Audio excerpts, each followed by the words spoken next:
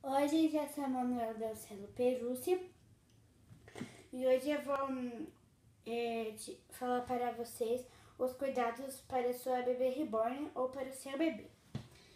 A Manuzinha tá na cama dela, ó. Essa cama dá pra colocar debaixo da minha cama, mas eu deixo assim, né? Aí quando ela não tá usando a cama, eu fecho. O primeiro cuidado, ó. Tem escrito aqui, né? Cuidados com o seu bebê reborn.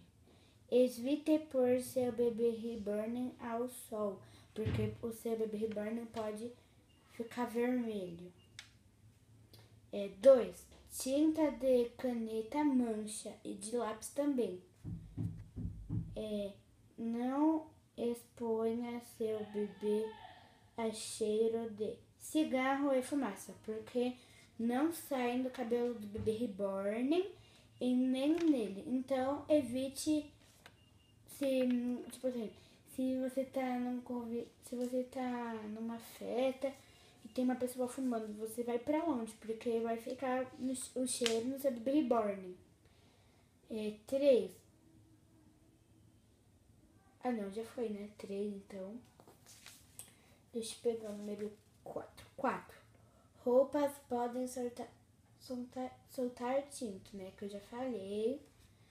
Roupas podem soltar tinta. 5. Mais atenção com crianças e pessoas que usam marca-passo. Gente, toma muito cuidado, viu? 6. Proteja seu bebê. E tem que proteger mesmo, viu? 7. Não pode pegar o bebê pelo o braço ou pela perna.